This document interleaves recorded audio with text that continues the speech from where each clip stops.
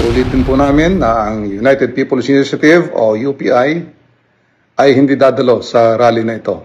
Listado na ang mga salot sa lipunan sa kanilang gagawing rally kuno para sa transparency at accountability, anak ng kagwang. Rally ng mga ugag. Bukas ang kanilang sigaw, Sara resign, pero no to BBM resign, animal! Halata ba, tabi? Ngi? Marcos, ininsulto ang mga Pilipino. Ayon sa isang ekonomista, anak ng kagwang, matagal na po tayong ininsulto ng mga Marcoses. Mula noon hanggang ngayon, magnanakaw pa rin sila. Sila pa rin ho, yung mga magnanakaw. Tatak, magnanakaw ay Marcos. Nasa dugo nila yan na nalaytay. Lahat sila puro mga kawatan.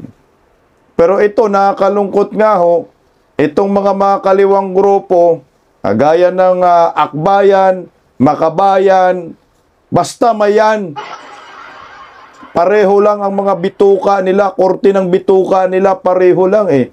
Pilit po nila nililihis kung sino ang tunay na may kasalanan sa bansang ito at kung sino po ang mga kurakot, ang mga mastermind. Nililihis nila yung katotohanan, dinadivert. Itong si Petrang Kabayo naman na si Vice Ganda, magpapagamit na naman to bukas. Mga kurakot daw ikulong. Sinong kurakot? Si Inday Sara, anak ng kamuti, kapitbahay mo, kawatan oh. Sigaw nyo naman, BBM resign, bakit Inday Sara? Si Inday Sara ba ang nagperma ng General Appropriation Bill para magiging ganap na batas? Tangan nyo!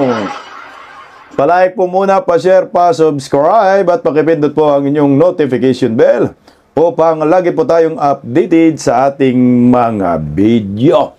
Suportahan po natin ang Berada Aguila tuwing alas 2 hanggang alas 3 ng hapon sa Berada Aguila YouTube channel. Ayan ho, makikita po ako ninyo dyan ng live na live. Dyan sa Berada Aguila. Lunes po yan hanggang Biyernes. Pag-usapan po muna natin itong rally ng mga hunghang. No? Bukas na daw ito. Bukas na nga. Oh. Hindi talaga daw. Bukas na nga ang rally ng mga tanga. Bakit ko po sasabihin ang rally ng mga tanga? Isipin mo yung walang kasalanan, pinag-resign, pero yung walang kasalanan, dyan ka lang. Mangurakot ka habang buhay. Okay, pakinggan natin balitang ito. Kasado ng malaking rally sa linggo kontra korupsyon. Pero ayon sa mga organizer, hindi nila pinapanawagan ang pagbaba sa pwesto ni Pangulong Bongbong Marcos. Nangunguna sa balita si News 5 House Correspondent Marian Enriquez. Oh, ayan na oh. Punta na, ang ganda-ganda sana ng kanilang titulo, Trillion March, no? Trillion Piso March Rally, March. Kasi 1.2 trillion yung nasayang ng gobyernong Marcos na ginasto dyan sa flood control. Kaya ginamit nila yan, 1.2 trillion piso March. Dapat nilagyan ninyo. Okay sana yan. Kaso nga lang ang problema, na sumisigaw kayo ng pananagutan, sino po yung managot? Ayaw yung pag-resignin si BBM eh. Ito yung sinasabi natin na puro mga butiti yung inyong ipapakulong. Itangin ng rally na ito ay diversionary tactics lang. Nililihis lang yung tunay na may kasalanan. Kayo mga artista na mag-attend bukas, matalino po kayo. Huwag po kayo magpaloko sa mga kaliwang grupo dahil itong mga hinayupak na ito ay panggulo lang yan sa bayan mula noon hanggang ngayon. Mga salot ang mga yan. Anak ng kayo muti oh. Sige, tuloy natin oh. Marian, anong panindigan ng mga magrarally sa November 30?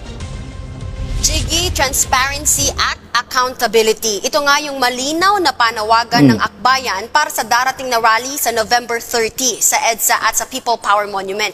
Dapat may makulong na raw sa mga sangkot sa anomalya sa flood control scam at mabawi ang mga ninakaw na pera.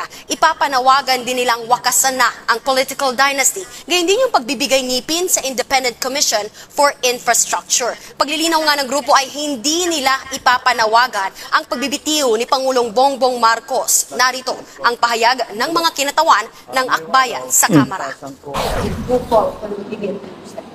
Ang call natin ay for BBM to be accountable, for BBM to explain and respond to the charges, and for BBM to take on concrete political actions. Hindi puro propa lamang. Ulol! BBM, sigaw nila para daw magiging accountable. Saan? Paano magiging accountable si BBM pag hindi nyo pag-resignin yan sa kanyang pwesto? Yan ang tanong ko sa inyo, Tabi, Sige, kayo nga, mga supporters ni Tabingi. Hindi yan mapapanagot. Unang-una, mayroon immunity. Immune yan Hindi pwedeng kasuhan. So kung gusto mong panagutin, ipa-impeach mo. Magsampa kayo ng impeachment dyan. Si Inday Sara, 125 million audited ng Commission on Audit, sinampahan ninyo ng impeachment. Ito kay BBM, 1.2 trillion pesos. Putang ina, hindi audited, puro mga ghost inamin mismo ni BBM. Hindi ho ninyo sinampahan ng impeachment. O ano yan? Halatang halata na masyadong palaka. Halatang halata na tumatabingi.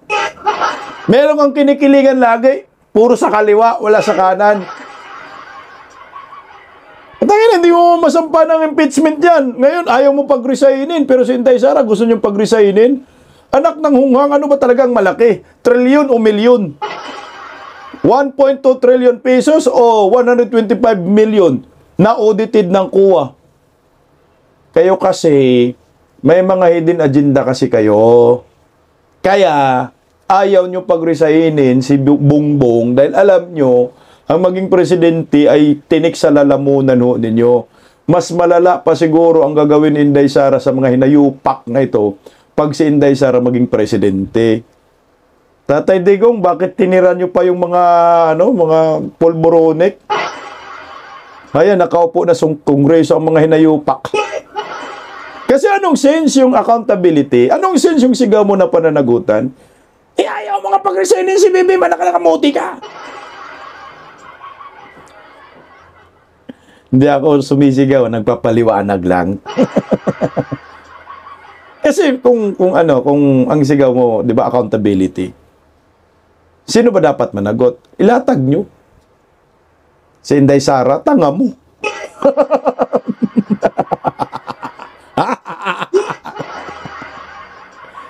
Tanga nyo, no? Sino bang may insertion? Si Inday Sara? Tanga nyo na talaga. Pag sinabi mo, Tabi, si Inday, sus, lolo. Sabik na yata ito sa hotdog. Sige nga, kasi nililito po tayo ng mga animal na ito. Linawin natin. Alam nyo, kung sino po dapat ang managot ay si Bongbong Marcos. Kung sino po dapat yung pagbabain sa pwesto ay si Bongbong Marcos.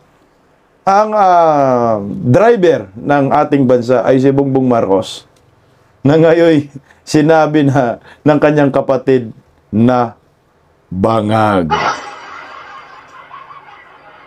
Pero bakit sisihin mo yung isang tao na walang kinalaman dito sa mga insertion?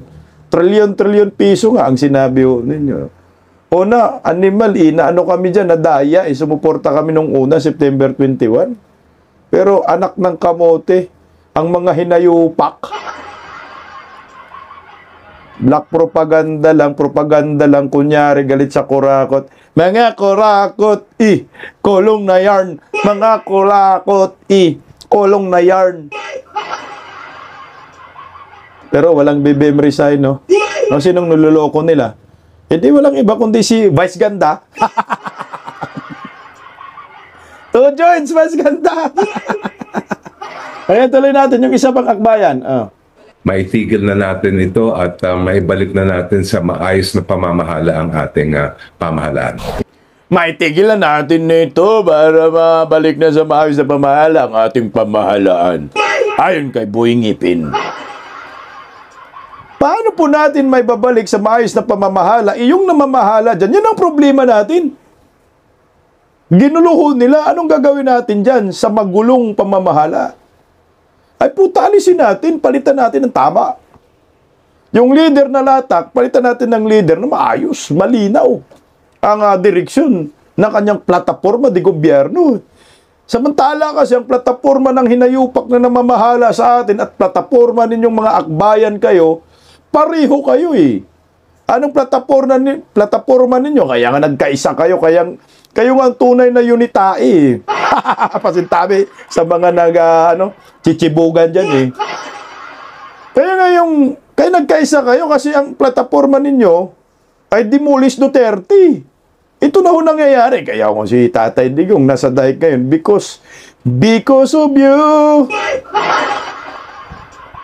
Tanga ninyo. Napakanta tayo wala sa oras itong mga hinayupak ng mga propagandista. Ito yung mga legit na mga propagandista. Sabi ni Mamalutikia, propagandista. Itong si Tabi, itong si Jokno. Mga hunghanga eh. Mula noon hanggang ngayon salot, nadagdagan pa sila ng kasama nilang salot. Sus, kung ginawang babaeng ito na mundok. Gigi, sa linggo mula alas 8 ng umaga, may mga magmamarcha na mula sa iba't ibang bahagi ng EDSA. Merong manggagaling ng EDSA Shrine, Temple Drive, at lahat po sila pupunta sa People Power Monument. Alas 9 ng umaga, mag-uumpisa roon sa People Power Monument yung programa at aabuti ng hanggang alas 6 ng gabi. Ang leader naman ng akbayan, sinabing bukas sila sa mga rallyistang mananawagan ng Sara Resign sa trillion peso march. Putang ina. Ang mga tanga, baw. Tingnan nyo naman, no, BBM resign, pero bukas sila sa Inday Sara Resign. Magmarcha daw sila. Saan kayo magmarcha? Ba't kayo nagmamarcha? Nayo pa kayo, ha? Kumati ilong ko. Pasko na yata, ah. Kung live nito, malamang marami ng pakulay. Pakulay kayo, ha? Mag-live ako. Ang tangingot ng mga tuno, no?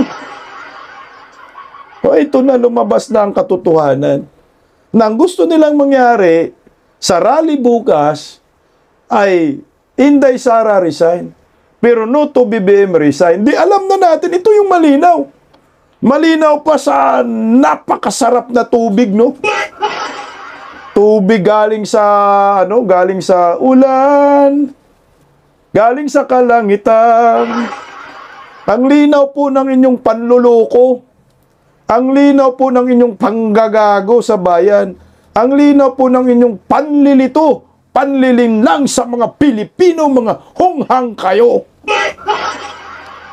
Kinukurakot na nga ho tayo ng gobyernong ito, niluloko nyo pa kami. Gusto nyo pang ilihis ang tunay na may kasalanan. Alam na nga namin yung mastermind, kayo ipinipilit ninyo tinatakpan. Tanginang butas na yan, butas na nga. Laki na nga ho ng butas, ang laki-laki na ho eh. Araw-araw ginagamit yan eh. Pero bakit itong mga hunghang na ito, may mga eksinang ganyan? Okay na po yun. Accountability. Oh, okay yun. Ang problema hindi okay, yung inyong gustong papanagutin. Maling tao.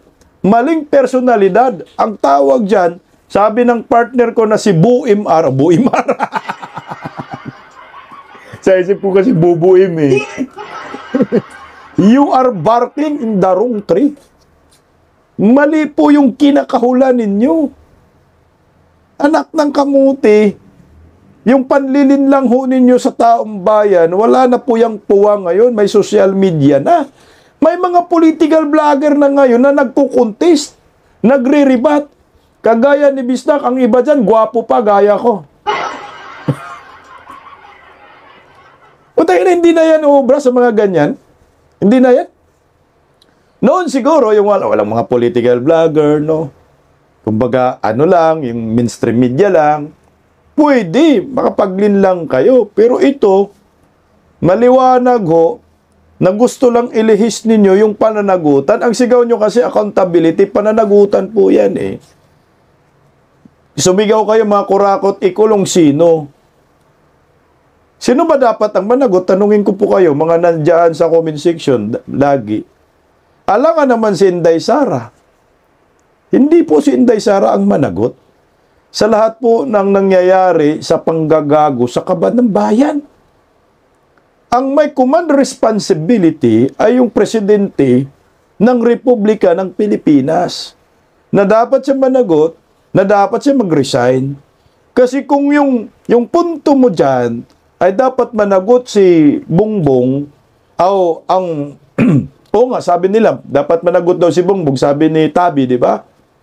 Eh, paano mo mapanagot? May immunity. So, para mapanagot mo, sampahan mo ng impeachment complaint. Tabi, dyan sa Kongreso. Sinday Sara nga, sinampahan noon ninyo, 125 million lang yun. Ito, trillion piso March, sinabi nyo. So, 1.2 trillion to 1.3, 1.7 nga sa flood control eh. Sino yung dapat managot? Si Bongbong. Hindi naman pwedeng kasuhan yan dahil may immunity. Yan ang problema nyo dyan. So ngayon, yung paninigaw nyo dyan, ay ang direksyon lang po ninyo ay pabagsakin ang mga Duterte. Yan ang maliwanag. Sige nga, pakinggan po natin yung ano to, chairman ba to? Akbayan din, oh. Suska, Ining! Alam mo, Ining, maganda ka sana eh, kaso nga lang, pumapangit ka dahil palagi kang namundok eh. Sus, Ining. Magiging boyfriend din may asawa na ba to? Kung may asawa to, pareho siguro sila namundok. Ining, ang buhay mo sayang lang. Yung katalinuhan mo, ginamit mo sana sa tama eh. Yung katalinuhan mo, ginamit mo sana sa maayos na pagpapaunawa sa maraming Pilipino. Kung sino po dapat ang managot. Yung pananagutan. Kasi ngayon, umiiyak ng taong bayan eh, dahil sa kaliwat ka ng korupsyon. Eh, ang problema, Ining, nagpagamit ka, Ining. Paggamit ka sa mga kaliwang grupo, Ining. Wala tayong future dyan. Ilang dekada na ba nakikibaka si Juma? Namatay na nga lang, wala rin nangyayari sa pakikibaka ninyo eh. May nagbago ba sa bansang ito? Hindi eh, wala talaga. Gulo lang lagi ang inabot dahil po sa inyo, mga kaliwang grupo. Kung ako ang tatay mo, papaluin kita sa puwet. Promise.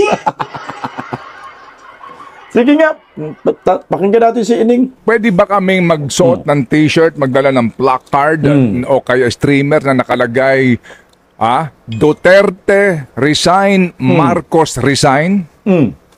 Opo. Sir Ted, yung ating pong kaisahan sa ngayon, panagutin lahat. Lalo na, klaro kasi sa atin na may mga ilang calls na pinapaypayan ng mga Duterte o kaya yung gusto ng extra-constitutional na pagbabago, napapahinain yung demokrasya natin. Kaya po pag may mga ganun siguro, while we respect yung mga panawagan ng ibang grupo, ay kailangan lang po nating pagsamahan yung mga kaisahan natin. And that includes yung pagpapanagot lahat, kung saan tayo dalhin ng ebidensya, doon po tayo pupunta. Okay, so to answer my... So, Inday Sara resign lang, walang Marcos resign.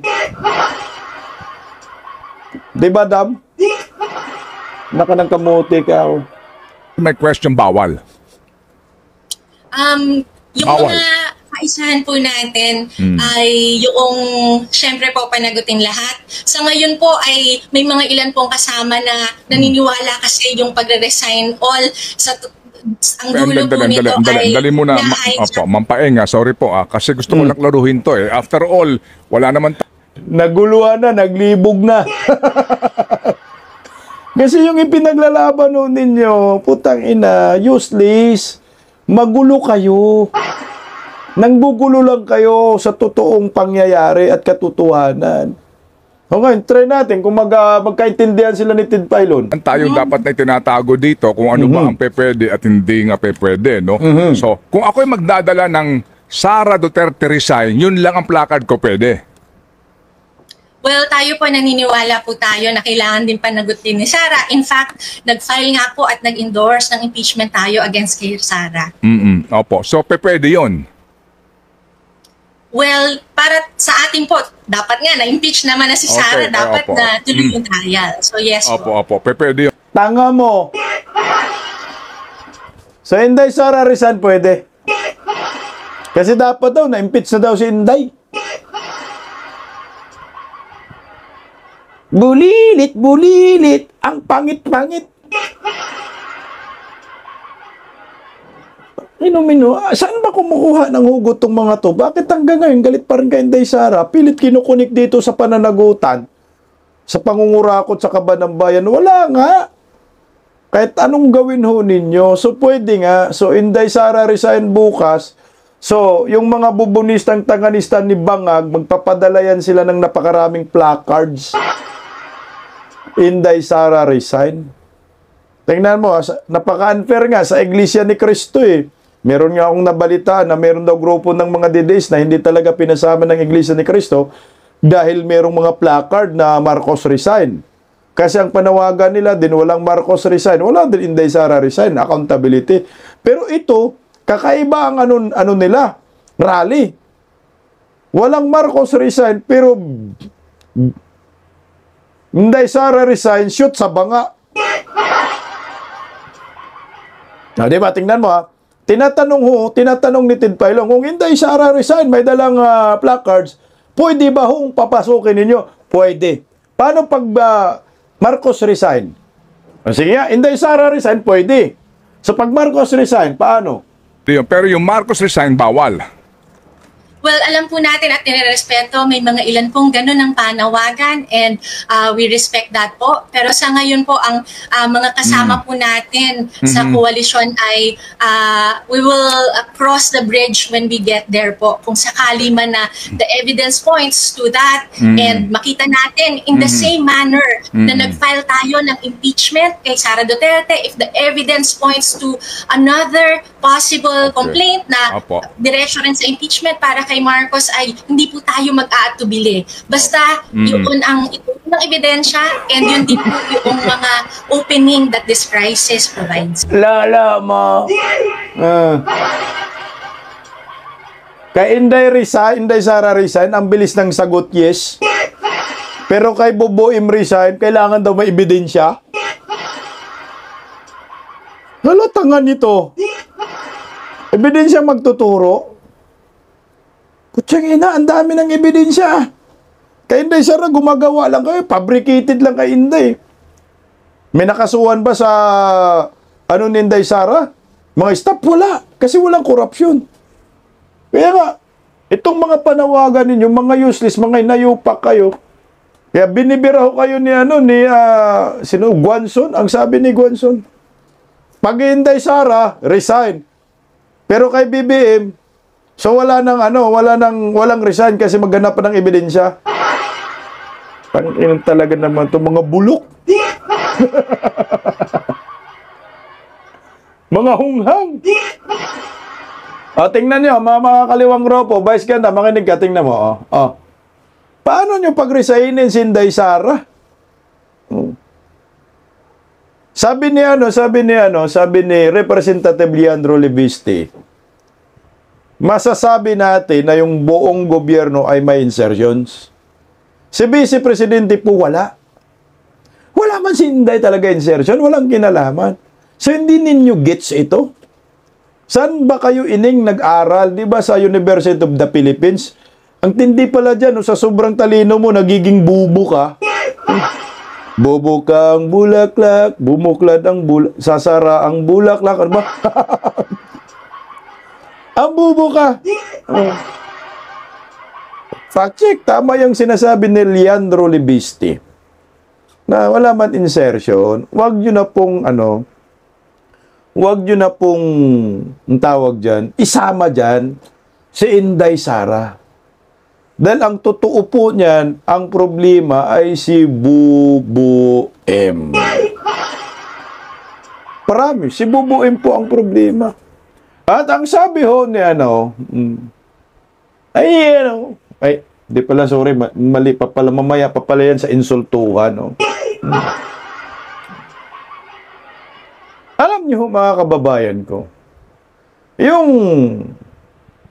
mga pasigaw-sigaw nila na Inday Sara resign, yan ay politically motivated. Maliwanag na ho, yung direksyon po nila.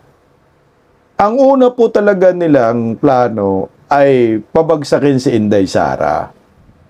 Ngayon, pinipilit lang nila, kunyari, nung nakaraan, may Marcos resign, pero wala ho talaga. Ang linaw sinabi ni Tabi na walang Marcos resign. Sara resign, at ang linaw din sa sinabi ni Ining, okay, yes, Inday Sara resign, dapat daw impeach na nga.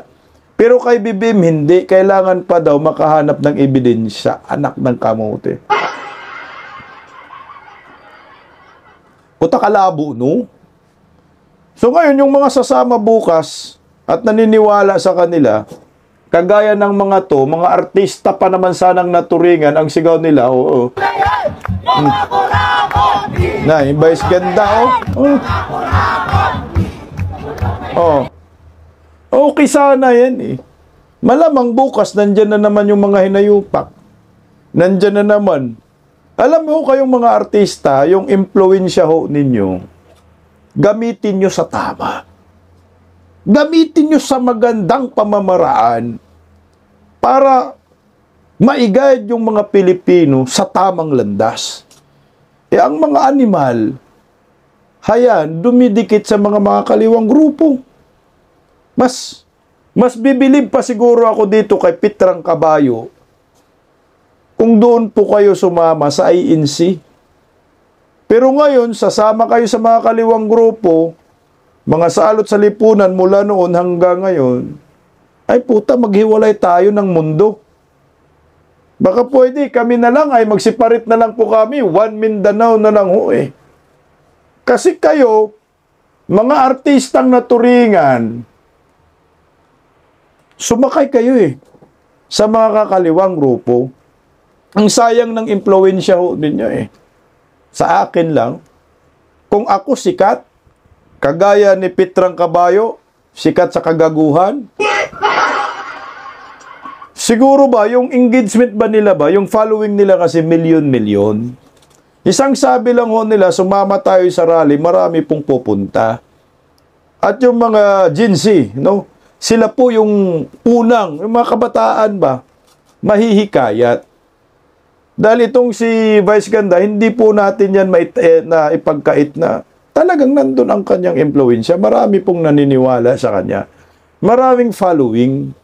Nababawasan na nga lang, simula ho ng binanatan niya si Tatay Digong. Pero ang bottom line dito, sumigaw ka ng mga kurakot ikulong, pero sumama ka sa grupo na iba po yung landas, iba po yung direksyon. Na panigurado tayo, iba po ang gusto nilang ipapakulong. Walang iba si Inday Sara. Ikaw, Vice Ganda, ang dami mong pera, di ba? Ang sabi mo, nagbabayad ka ng buwis. Sino ba dapat ang managot? Di ba po, si Martin Romualdez, Saldico, at si Bongbong Marcos? Itinuro na nga ni Saldico na itong mga to, nagde-deliver ako sa kanila ng malita-malitang pira. Puno. May SOP na 2 billion monthly si Bongbong. Tax nyo yan, galing sa taxo ninyo yan. 100 billion insertion. Yan, si Bongbong Marcos, pati yung anak niya, si Charis, 50 billion insertion. Pag tiningnan nyo po, scam na scam yung ginawa ho ng administrasyon. Kaya ang dapat po nasigaw talaga dyan, Marcos resign. Kaya nga, bilib nga ko kay Atty. Respecio paano tayo magkaisa? Mayroong political color, makurakot ikulong, Pero si Inday Sara, ikulong nyo, di naman kurakot si Inday. Wala namang kinalaman dyan sa insertion. Linaw-linaw po, sinabi ni Levisti. Lahat ng gobyerno may insertion, pero si Inday Sara wala. Pero bakit pilit nyo kinakaladkad? No? Siguro natakot lang din po kayo ngayon dahil si Buying, sabi ni Buying, pagsisigaw ka daw ng Marcos resign, ibang usapan na daw yan. Kasama na yata daw yan sa inciting to sedition eh. Pag sumigaw ka ng Marcos resign. Pero pag Inday Sara resign, walang inciting to sedition. So ang mga kasuhan, kaming mga didiis. Kasi nga, kami lang ang sumisigaw ng Marcos resign now. Pero kayo, Inday Sara resign. Tingnan, sabi ni Buying dito, ito sabi ni Buying, pero tinabla siya ni Ma'am Rowena Guanzon. Sabi ni Buying, ang mga ganitong salita, Marcos resign, has no place in a civil society. May hangganan ng freedom of expression. Mga ganitong salita, pwede kitang ipakulong. Putang ina, no? So dami nating makulong nito, milyon. Ang sabi naman ni Attorney Rowena Guanzon, what is the crime when you say BBM resign? Nakakahiya namang sa UP College of Law nag-graduate. Butang naman ng... Huwag naman nga nun. Yeng, kulong kami dyan, Yeng. Mga nasa comment section, makulong mga yan. Araw-araw pa naman sumisigaw, BBM resign. BBM resign. Ako dito sumisigaw ako, BBM resign. Alam mo, walang krimen. Hindi ako abogado. Pero walang krimen po yung Marcos resign. Hindi ka makulong yan. Kasi ikaw nakiusap ka yan, mag-resign ka. Kasi kami bilang isang employer mo, mga taxpayer, hindi na namin kaya yung ginagawa mong walang kwentang trabaho. Ayaw namin magpapasahod ng isang empleyado na naglilima sa kaba ng bayan. Babagsak po ang ekonomiya at ang bansahod natin. Article 3, Section 4. Tama ba? Yan nasa babaho ninyo. Nakasulat.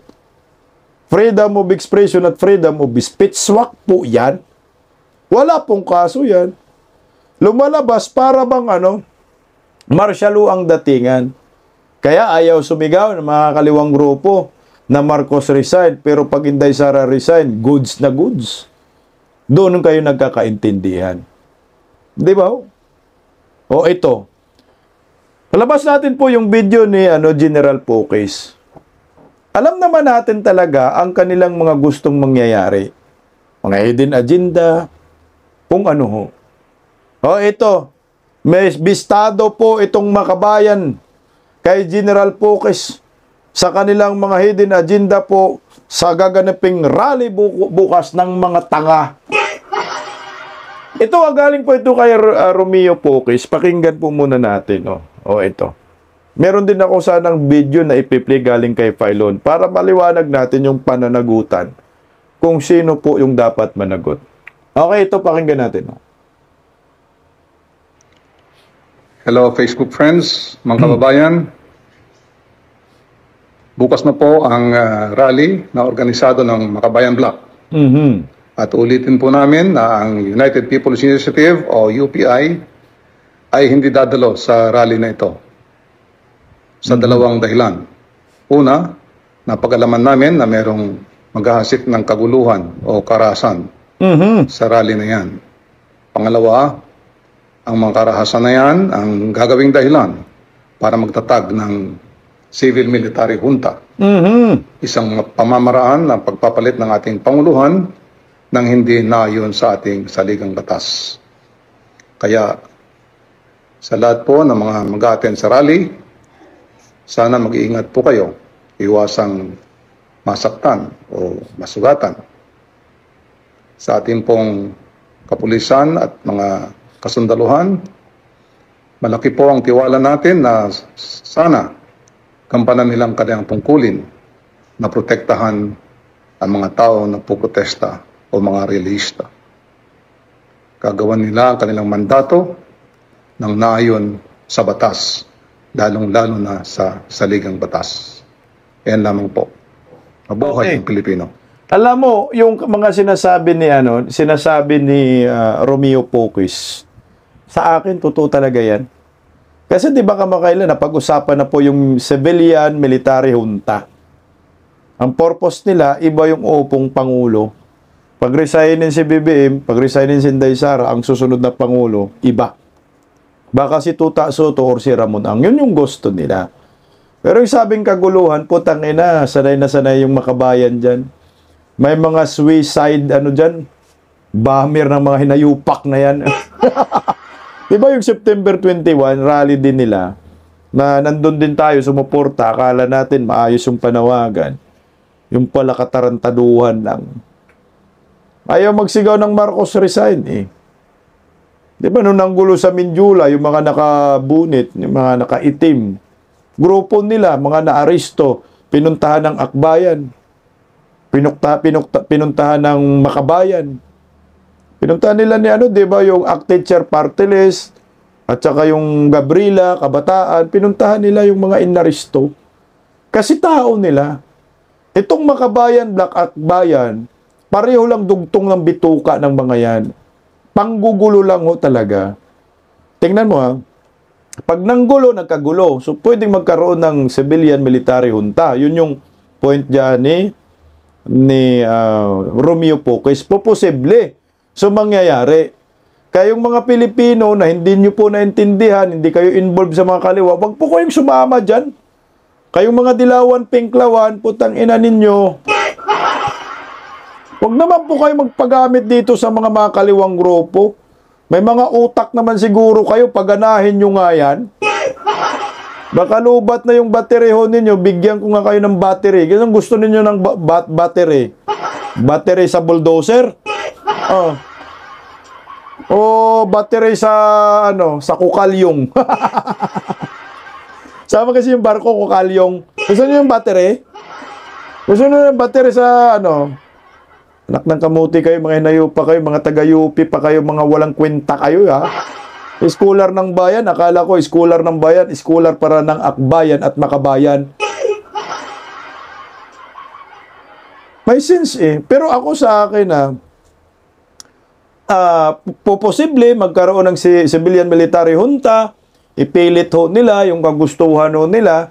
Inday Sara, wag kang dyan maging presidente kasi pag ikaw maging presidente, patay kami dito. At mapahamak na naman kami. Yun lang naman ang hugot nila. Yung masabi na corrupt si Inday Sara, wala na ho silang basihan dyan. Kaya ang tanging nakikita ko lang po, ginamit lang ho nila yan para ang mga tao magalit kay Inday Sara. Pero ang mga Pilipino ngayon, ang tatalino na sumasakay nga ako ng taxi, sumasakay ako ng Grab. Wala. Lahat ng simpatiya kay Vice President Inday Sara Duterte. Mantakin mo pinagbintangan nila si Inday Sara ng 125 million. Pero yung totoo pala sila naglilimas ng trilyon-trilyon. Saan yung simpatiya ng mga tao? Di kay Inday Sara. Maliwanag na kagagawan lang ng Akbayan, Makabayan, Martin Romualdez, Saldico, yung isinampa nilang impeachment labang kay Inday Sara, in-impeach talaga nila. So yung impeachment na yun, ano ang gamit nila? Galing sa flood control. 150 million bawat ulo ng mga hunghang na mga kongresista. Kayo, Akbayan, Makabayan, nakinabang kayo that time. Pero hindi po kayo nagtagumpay kasi nga ang taong bayan ay maliwanag na po ang vision, maliwanag na po ang lahat sa amin sa mga tao kung sino po dapat ang managot. Yan ang totoo. Ang katakot-takot lang natin dito kung magkagulo bukas at magdeklara ng martial law si Bongbong Marcos, anak ng kamuti. Damay tayo sa walang kinalaman ditong sa mga rally ng mga kaliwang grupo. Extend 50 years si Bubuim. Kung mag-martial law, one Mindanao na lang kami, Nyor. Pwede ba, Nyor? Mag-martial law, Nyor, kahit hanggang 50 years ka, Nyor. Sa Luzon, Nyor, sa'yo na yung Luzon, Nyor. Ang Visayas, Nyor, ayaw man sa inyo, Nyor. Siguro yung Tacloban, Nyor, pwede. Tacloban, mapunta sa inyo, Nyor. Pero yung the rest of Visayan region, maghiwalay talaga yan, Nyor. Sabi nga ni Jamie Bundok, one Mindanao is coming soon. Sama na rin yung Visayas. Sama na sa amin. Wala bang kwenta si Bubuy? May mga kaibigan ako mga Taga-Luzon na mga maayos naman na pasintabi eh. Pero karamihan talaga ng mga police station ng mga Taga-Luzon, mga salot eh. Ayan eh. Kung hindi salot, NPA. Pakinggan natin, mga bubunistang tanganista, makinig nga ho kayo. Ito po dapat yung managot. Martin Romualdez, Saldico, Bongbong Marcos. Ito. Nagduda rin ako dito kay Pylon eh. Kasi may interview po kay DPWH Secretary Vince Dizon. Parang kinakampihan ni Pylon itong si Martin Romualdez at ni DJ Chacha. Kakampihan din itong mga kaliwang grupo, mga pinklawan-dilawan eh. Tingnan mo, pakinggan lang natin ha. Kasi ang tinutukoy parang gusto ipalabas nila na walang kasalanan si Martin Romualdez. Si Saldico lang ang kasuhan dapat. Ako'y gulong-gulo ako, litong-lito ako kay Pylon. Pylon, noon buing ka. Sa kanya rin, tinanong rin niya na, ano bang sigaw dapat bukas? Diba sabi? Kay Pylon din ang galing. Hindi siya resign. Pero pag BBM, kailangan ebidensya muna bago BBM resign, anak ng kamote. Kaya pakinggan natin ito Kung mabigat yung ebidensya, not just for Zaldico, but also for Martin Romualdez, ano pong ebidensya yan? Can we be specific? Aside from doon po sa mga nailahad na testimonya sa mga Senate Blue Ribbon Committee, ano pa pong ebidensya ang hawak natin sa kanya? Yung pong mabigat para sa amin, yung pong dami ng kontrata na nakuha ng mga kumpanya linked to former Congressman Zaldico. Oo. Kasi kung titignan niyo po yung dami ng mga Pero Sec kontrata. Vince, kontrata kay Zaldico, pwedeng makonekta kay Zaldico. Ano pong kaugnayan nun kay former Speaker Martin Romualdez? Kasi po, nung panahon... Ano po ulit? Sorry, Sec, medyo naputol po kayo. Ano po ulit? Sorry po. Dumami ang mga kontrata ni former Congressman Zaldico, yung sa mga kumpanya ni former Congressman Zaldico, nung kapanahunan na siya ay naging appropriations chairman. Okay. Simpleng logic lang, common sense, DJ Chacha, ang bubo mo naman. Ano daw kasalanan ni Martin Romualdez? Dinilibera nga ng malita-malitang pera ni Saldico.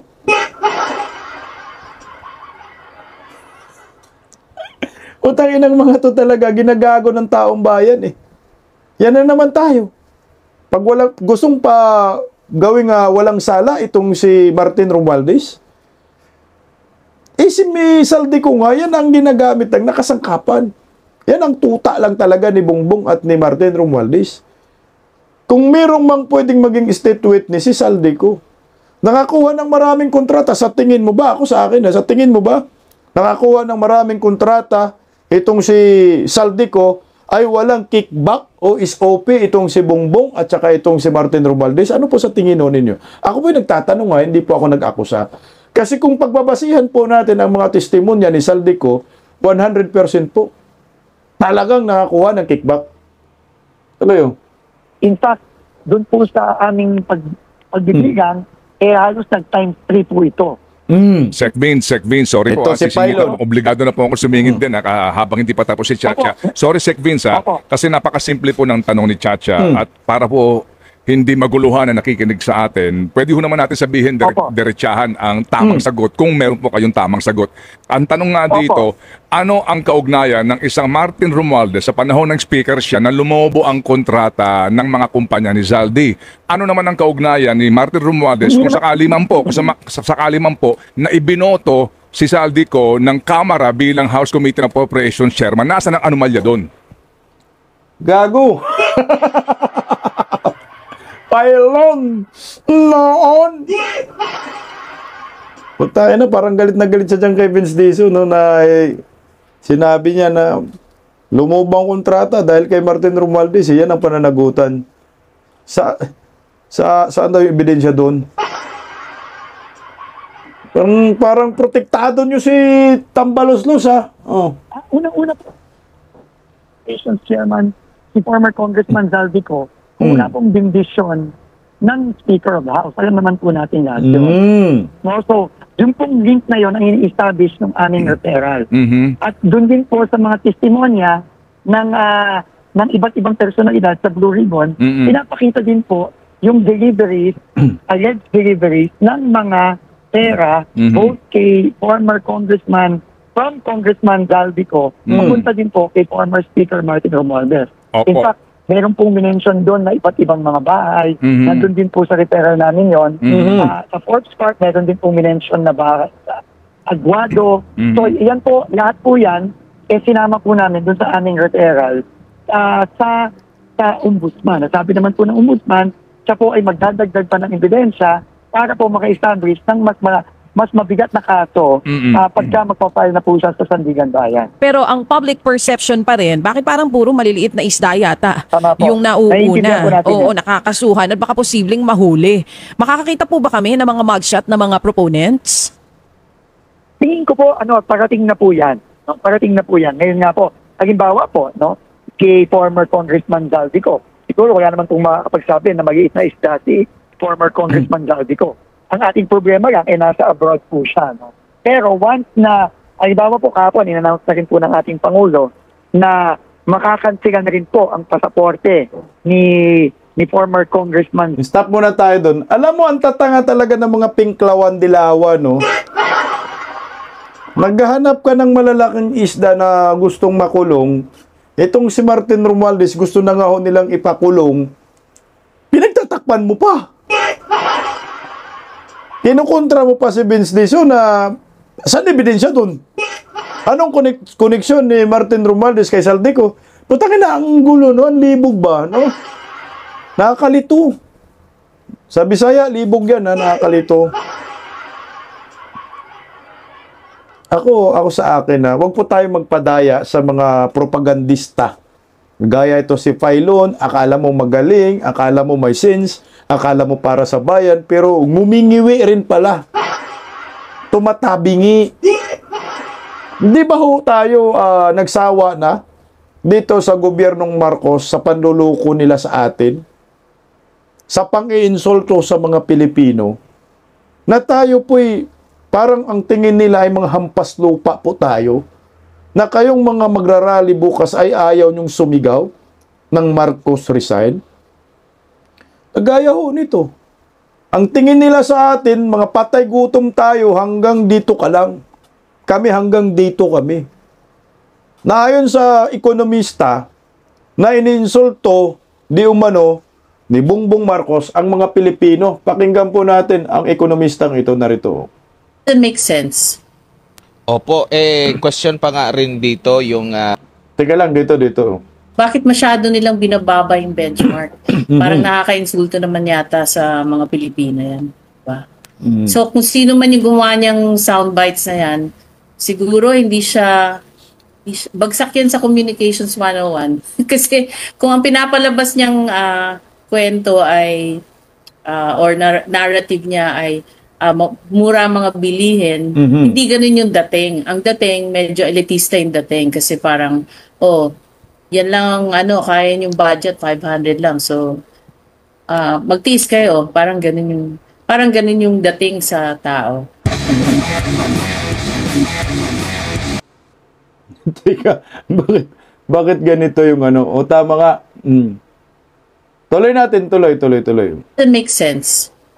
Opo, question pa nga rin dito yung pagiging natin, 'di ba? Merong mga pahayag noon na malapit na nating makuha din yung tinatawag na upper middle income na status. Hindi pa natin makuha-kuha po. Tapos ganito pa yung mga sinasabi. Parang binabaliwala ba nila yung parang nararanasan ng mga paghihirap ng ating mga kababayan sa tingin niyo po sa mga ganitong klase ng communication?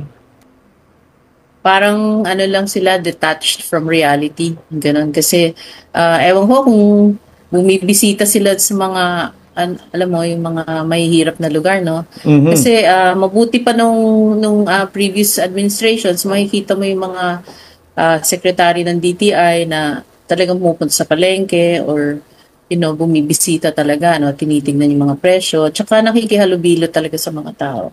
Pero ngayon yung ating DTI secretary, parang she's out of touch. Correct. Pangalan pa naman niya Christina. So, Christ, coming from Christ, di ba? Birthday ni Jesus Christ ang Christmas. So dapat talagang binibigyan ng kahalagahan Correct. yung ang Noche Buena. Opo. Ma'am, pag-usapan lang natin ang inflation. Kasi sinasabi nila bumagal ang inflation. So, kumbaga, dati mataas pero bumagal. Pero may pagkakamali din dito sa pagkakaintindi ng isang ordinaryong tao. Baka sila'y malinlang, kumbaga, Mama Cora, na, ba't naging 1% na lang yung inflation last year, ganito? So, ibig sabihin ba nito nagmura na? Ano po yung paliwanag niyan, ma'am? Layman's term. Kasi, hindi naman po nagne-negative. Siguro kung nagne-negative, ibig sabihin na babawasan, bumabalik sa dati, siguro mga 1 year ago, yung presyo. Pero bumaga lang, pero hindi ibig sabihin bumaba ang presyo. Tama po ba, Ma'am Cora? Oo, tumaas pa rin. Bumaga lang yung pagtaas. Pero ang katotohanan niya, maaaring bumagal lang ang pagtaas kasi mababa rin ang demand. Kasi ang presyo, it's a result of supply and demand. No? So pagka maraming supply, mababa ang demand, bumababa ang presyo. So ngayon, mahina ang purchasing power ng mga Pilipino. Kaya siguro, bagal yung pag-increase ng presyo. Pero tumataas pa rin siya. So, hindi maaaring sasabihin ng gobyerno, mababa ang presyo, so kaya yung gumastos, ganyan. Hindi ganun yun eh. Bibigyan mo ng oportunidad para tumaas ang sweldo o kaya magkaroon ng trabaho yung mga walang trabaho para tumaas ang consumption nila. Ganyan. Opo. So, yun, ganun yung explanation. Ma'am, dito tayo sa naging pahayag naman ng Bureau of Treasury kamakailan lamang po na napag-alaman na tumaas yung ating budget surplus, no? Kumbaga, ito'y dahil or ito'y may kaugnayan doon nga sa korupsyon. Tumigil yung pagpopondo doon sa mga infrastructure projects. Pag nagkaroon po ba ng budget surplus, mas kumbaga, mas mataas yung pasok ng pera kumpara doon sa kinikita, kumpara doon sa ginagastos po natin. May masamang epekto po ba ito, ma'am, sa ating ekonomiya? Wala naman. Actually, maganda nga na nagsisurplus kasi hindi sila kailangan umutang ng malaki. No? Umutang pa rin pero less yung pressure for them to borrow money.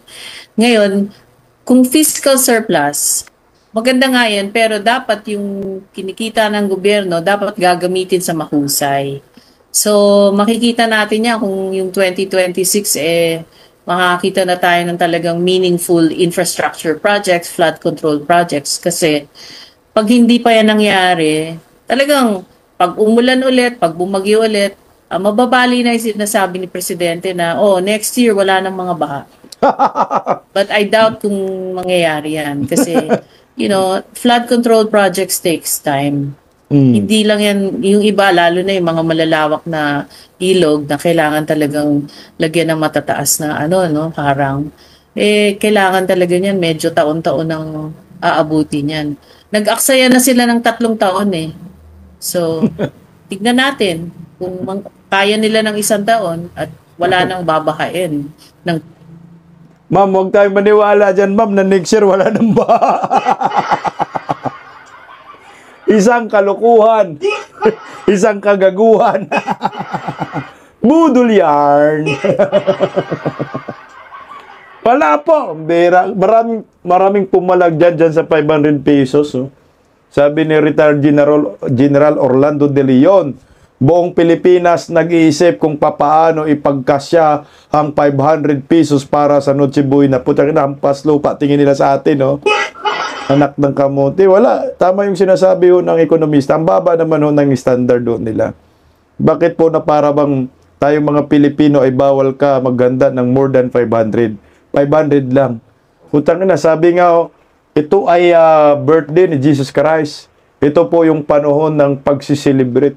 Wala na, na sila nasapian na talaga ng mga impakto. Kaya sabi po ni Romeo Puques, either the Armed Forces of the Philippines to investigate the foreign funding of the Makabayan Black rallies, not us. who serve this country with honor. Tama ka dyan, General Pukis. Dapat imbestigahan po yan. Bukas po yung Makabayan Black, Akbayan Rally, mga kaliwang grupo rally. Ako, 100% yan. Meron talagang pondo na, foreign funds yan. Mga kano yan, basta, yung lalo na dyan sa Netherlands. Yan mga kaliwang grupo. Matik na yan, may foreign funded ang mga yan. Kaliwat kanan ang tanggap yan, tanggap sa mga foreigner, foreign country, tanggap din sa Marcos admin, ang direksyon, pabagsakin ang Duterte, hindi naman si BBM. Yan ang kanilang direksyon. Sipin mo, pananagutan ang sigaw, pero ang dapat managot daw si Inday Sara, anak ng kagwang. Ito na po ang sana bukas po sa mga mag-attend ng rally. Huwag po tayong magpaloko sa mga animal na yan. Legit po yung Makabayan, Akbayan ay mga sinungaling at panggugulo lamang sa bayan. Ito, meron lang tayong ipapasok na video. Ito po ay reporter galing po sa Maynila na gusto pong mag-report sa atin. Ito, binibira po niya dito si isa pa ring anak ng kagwang. Makabayan din yan, Akbayan din yan. Yung si Congressman Cookie. Ito ang banat ng reporter, pasok. Narito tayo ngayon sa Dolomite Beach. Ridon, nasaan ka na Ridon? Congressman, walang kwenta. Tingnan mo, ito yung sinasabi mo. Na Dolomite, napakaganda. Ay, pambira ka naman Ridon, no? Anak-anak kagwang ka, oh. Ibalik ba natin yung basura dito? Yan, oh, kaganda ng Dolomite. Galing!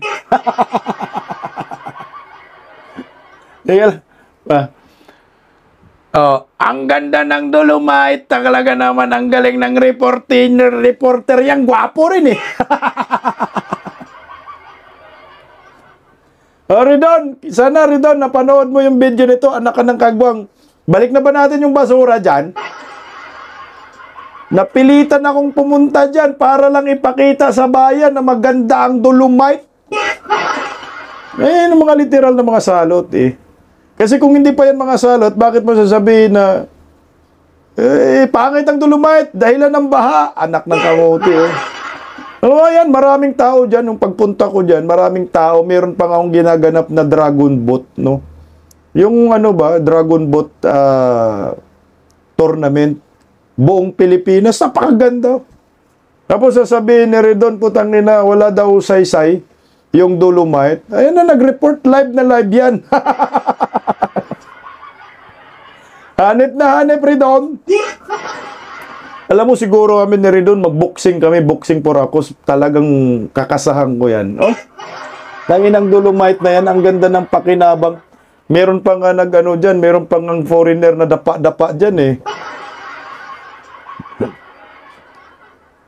Talagang siya nagpapaaraw, no, feeling niya talaga nasa Boracay siya.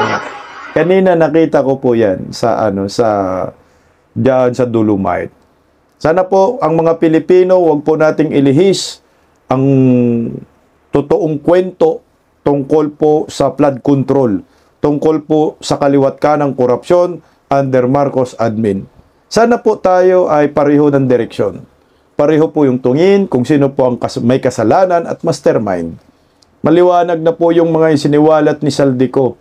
Kami ho'y naniniwala dyan dahil si Saldico kasamahan po nila dyan sa ginagawa nilang pang-i-scam sa bayan. Mapya nga ho sindikato. So ang kapwa lang makapagsabi na ito ang ginagawa ng sindikato na to ay yung kagrupo nila. Kasamahan ho nila. Wala nang iba po si Saldico. Harap-harapan na po dinawit ni Saldico ang Marcos family. Pero wala pa rin kayong Marcos resign ng mga makakaliwang grupo. Si Sandro, si Liza Marcos, pati yung kanyang kapatid na si Martin Aranita, Martin Romualdez, dalawang Martin, Bongbong Marcos. Diretsahan na pong pinangalanan. Yung sibuyas, 800 pesos ang kilo, bigas na napakamahal, hoarding ng bigas, sugar is OP, bilyon-bilyon. Hindi pa rin po ba enough yun, mga miyembro ng Akbayan at Makabayan? Huwag nyo na pong lukuhin ang taong bayan. Magiging sincero ho sana kayo. Sana po pareho yung sigaw natin, panagutin ang gobyernong Marcos. Tandaan nyo po, si Vice President Inday Sara hindi na po kasama sa gobyernong Marcos. Yung insertion, walang pakialam dyan si Inday Sara. Sa mga Pilipino, bago po kayo pumunta bukas sa rally, pag-isipan nyo po. Huwag po kayong magpapagamit. Wala pong nagagamit kung walang nagpapagamit. Kayong mga artista, sana ituwid nyo po yung inyong pananaw. Utang ina, wala po tayong mapala dyan pag naniniwala ho kayo dito sa mga makakaliwang grupo. Period. Pagising sa umaga, tanghali at gabi, nakikita ko ang post niya, ang hapdi. Paano nga ba to? Di ako makatanggi. Watch ko na lang at isipin ng mabuti. Bisdak Pilipinas. Bisdak, tinig ng katotohanan. Sa bawat vlog may laban sa kasinungalingan. Mulat ang mata, gising ang masa. Bisdak Pilipinas, para sa bayan, gumigising sa diwa. Sa likod ng kamera, tapang ang dala, walang sinasanto kung mali ang gawa. Hinay-hinay, pero palaban. Boses ng tao sa digital na labanan. Bisdak, tinig ng katotohanan. Sa bawat vlog may laban sa kasinungalingan. Mulat ang mata, gising ang masa. Bisdak Pilipinas, para sa bayan, gumigising sa diwa.